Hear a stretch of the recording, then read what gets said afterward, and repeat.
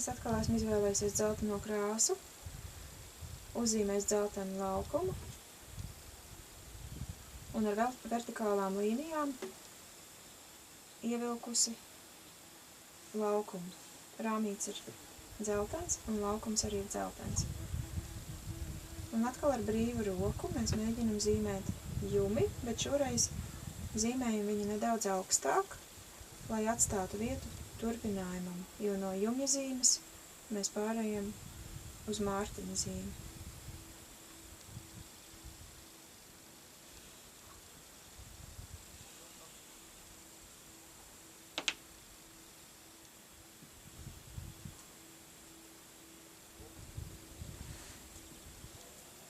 Mēs pieaudzējam